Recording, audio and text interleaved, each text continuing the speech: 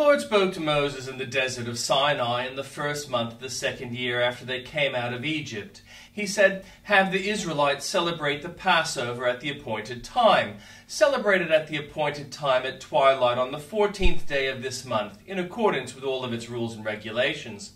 So Moses told the Israelites to celebrate the Passover, and they did so in the desert of Sinai at twilight on the 14th day of the first month. The Israelites did everything just as the Lord commanded Moses. But some of them could not celebrate the Passover on that day because they were ceremonially unclean on account of a dead body. So they came to Moses and Aaron that same day and said to Moses, "We have become unclean because of a dead body. But why should we be kept from presenting the Lord's offering with other Israelites at the appointed time?" Moses answered them, "Wait until I find out what the Lord commands concerning you." Then the Lord said to Moses, "Tell the Israelites, when any of you or your descendants are unclean because of a dead body or are away on a journey, they are still to celebrate the Lord's Passover, but they are to do it on the 14th day of the second month at twilight. They are to eat the lamb together with unleavened bread and bitter herbs. They must not leave any of it till morning or break any of its bones. When they celebrate the Passover, they must follow all the regulations, but if anyone who is ceremonially clean and not on a journey fails to celebrate Passover, they must be cut off from their people for not presenting the Lord's offering at the appointed time. They will bear the consequences of their sin. A foreigner residing among you is also to celebrate the Lord's Passover in accordance with its rules and regulations. You must have the same regulations for both the foreigner and the native born. On the day the tabernacle, the tent of the covenant law, was set up, the cloud covered it. From evening till morning, the cloud above the tabernacle looked like fire. That is how it continued to be. The cloud covered it, and at night it looked like fire. When the cloud lifted from above the tent, the Israelites set out. Wherever the cloud settled, the Israelites encamped. At the Lord's command, the Israelites set out, and at his command they encamped. As long as the cloud stayed over the tabernacle, they remained in camp.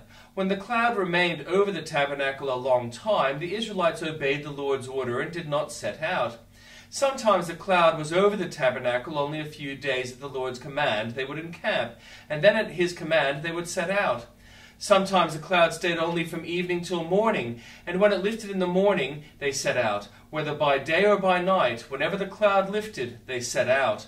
Whenever the cloud stayed over the tabernacle for 2 days or a month or a year, the Israelites would remain in the camp and not set out. But when it lifted, they would set out. At the Lord's command they encamped, and at the Lord's command they set out. They obeyed the Lord's order in accordance with the command through Moses. The Lord said to Moses, "Make 2 trumpets of hammered silver, and use them for calling the community together and for having the camp set out. When both are sounded, the whole community is to assemble before you at the entrance to the tent of meeting. If only one is sounded, the leaders, the heads of the clan of Israel, are to assemble before you. When a trumpet blast is sounded, the tribes camping on the east are to set out. At the sounding of a second blast, the camps on the south are to set out. The blast will be the signal for setting out. To gather the assembly, blow the trumpets, but not with the signal for setting out. The son of Aaron, the priests, are to blow the trumpets. This is to be a lasting ordinance for you in the generations to come. When you go into battle on your own land against an enemy who is oppressing you, sound a blast on the trumpets. Then you will be remembered by the Lord your God and rescued from your enemies. Also at your times of rejoicing, your appointed festivals and the new moon feasts, you are to sound the trumpet over your burnt offerings and fellowship offerings, and they will be a memorial for you before your God. I am the Lord your God. On the 20th day of the second month of the second year, the cloud lifted from above the tabernacle of the covenant law. Then the Israelites set out from the desert of Sinai and traveled from place to place until the cloud came to rest in the desert of Paran. They set out this time at the Lord's command through Moses.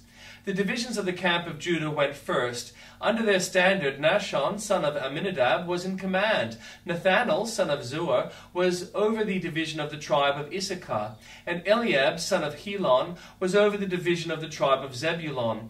Then the tabernacle was taken down, and the Gershonites and the Merarites were carried it set out. The divisions of the camp of Reuben went next. Under their standard, Eliezer, son of Shedeur, was in command. Shelumiel, son of Zerubbabel, was over the division of the tribe of Simeon, and Eliasaph, son of Deuel, was over the division of the tribe of Gad. Then the Kohathites set out, carrying the holy things. The tabernacle was to be set up before they arrived. The divisions of the camp of Ephraim went next. Under their standard, Elishama, son of Ammihud, was in command. Gamaliel, son of Pedazur, was over the division of the tribe of Manasseh, and Abidan, son of Gideoni, was over the division of the tribe of Benjamin. Finally, as the rear guard, or all the units, the divisions of the camp of Dan, set out under their standard, Ahiezer, son of Ammishaddai, was in command. Pagiel, son of Ochran, was over the division of the tribe of Asher, and Asherah, son of Enan, was over the division of the tribe of Naphtali. This was the order of the march for the Israelite divisions as they set out. Now Moses said to Hobab, son of Reuel, the Midianite, Moses' father-in-law, "We are setting out for the place about which the Lord said, 'I will give it to you.' Come with us, and we will treat you well, for the Lord has promised good things to Israel." He answered, "No, I will not go, for I am going back to my own land and my own people." But Moses said, "Please do not leave us. You know where we should camp in the wilderness, and you can be our eyes. If you come with us, we will share with you whatever good things the Lord gives us." So they set out from the mountain of the Lord and traveled for 3 days. The ark of the covenant of the Lord went before them during those 3 days to find them a place to rest. The cloud of the Lord was over them by day when they set out from the camp. Whenever the ark set out, Moses said, "Rise up, Lord, may your enemies be scattered, may your foes flee before you." Whenever it came to rest, he said, "Return, Lord, to the countless thousands of Israel." Now the people complained about their hardships in the hearing of the Lord. When he heard them, his anger was aroused. Then fire from the Lord burned among them and consumed some of the outskirts of the camp. When the people cried out to Moses, he prayed to the Lord, and the fire died down, so that the place was called Taberah, because fire from the Lord had burned among them. The rabble with them began to crave other food, and again the Israelites started wailing and said, "If only we had meat to eat. We remember the fish we ate in Egypt at no cost, also the cucumbers, melons, leeks, onions, and garlic.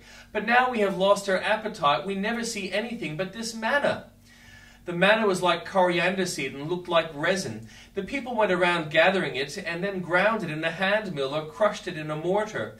They cooked it in a pot or made it into loaves, and it tasted like something made with olive oil. When the Jews settled on the camp at night, the manna also came down. Moses heard the people of every family wailing at the entrance to their tents. The Lord became exceedingly angry, and Moses was troubled. He asked the Lord, "Why have you brought this trouble on your servant? What have I done to displease you that you put the burden of all these people on me? Did I conceive all these people? Did I give them birth? Why do you tell me to carry them in my arms as a nurse carries an infant to the land you promised on oath to their ancestors? Where can I get meat for all these people? They keep wailing to me, 'Give us meat to eat.' I cannot carry all these people by myself. The burden is too heavy for me. If this is how you are going to treat me, please go ahead and kill me, if I have found favor in your eyes, and do not let me face my own ruin." The Lord said to Moses, "Bring me 70 of Israel's elders who are known to you as leaders and officials among the people. Have them come to the tent of meeting that they may stand there with you. I will come down and speak with you there, and I will take some of the power of the Spirit that is on you and put it on them. They will share the burden of the people with you so that you will not have to carry it alone. Tell the people, 'Consecrate yourselves in preparation for tomorrow, when you will eat meat.' The Lord heard you when you wailed, 'If only we had meat to eat. We were better off in Egypt.' Now the Lord will give you meat, and you will eat it. You will not eat it for just 1 day, or 2 days, or 5 days, or 20 days, but for a whole month, until it comes out of your nostrils and you loathe it, because you have rejected the Lord who is among you, and have wailed before him, saying, 'Why did we ever leave Egypt?' But Moses said, 'Here I am among 600,000 men on foot, and you say, I will give them meat to eat for a whole month. Would they have enough if flocks and herds were slaughtered for them? Would they have enough if all the fish in the sea were caught for them?' The Lord answered Moses, 'Is the Lord's arm too short? Now you will see whether or not I will come true for you. So Moses went out and told the people what the Lord had said. He brought together 70 of their elders and had them stand around the tent. Then the Lord came down in the cloud and spoke with him. And he took some of the power of the Spirit that was on him and put it on the 70 elders. When the Spirit rested on them, they prophesied, but did not do so again. However, 2 men whose names were Eldad and Medad had remained in the camp. They were listed among the elders, but did not go out to the tent. Yet the Spirit also rested on them, and they prophesied in the camp. A young man ran and told Moses, Eldad and Medad are prophesying in the camp. Joshua, son of Nun, who had seen Moses' aid since youth, spoke up and said, Moses, my Lord, stop them. But Moses replied, Are you jealous for my sake? I wish that the Lord's people were prophets, and that the Lord would put his Spirit on them. Then Moses and elders of Israel returned to the camp. Now a wind went out from the Lord and drove quail in from the sea. It scattered them up to 2 cubits deep all around the camp, as far as a day's walk in any direction. All that day and night, and all the next day, the people went out and gathered quail.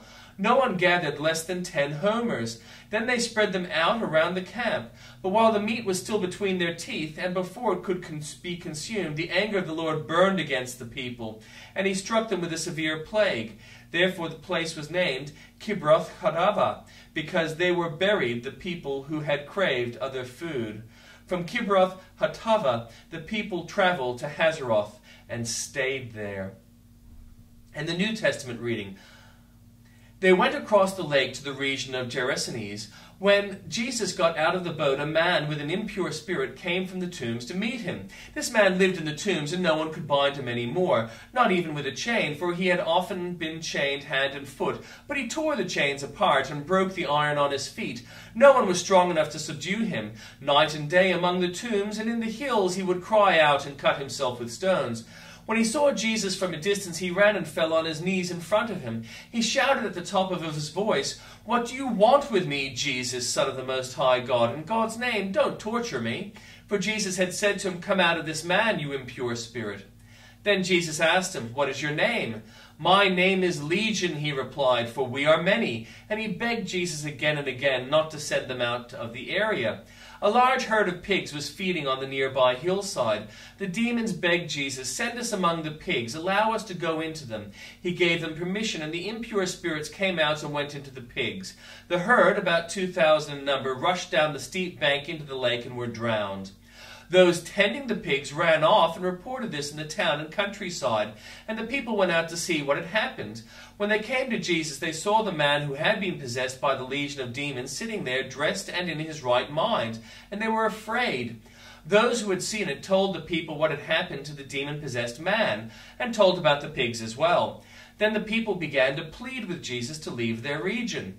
As Jesus was getting into the boat, the man who had been demon-possessed begged to go with him. Jesus did not let him, but said, Go home to your own people, and tell them how much the Lord has done for you, and how he has had mercy on you. So the man went away and began to tell in the Decapolis how much Jesus had done for him, and all the people were amazed.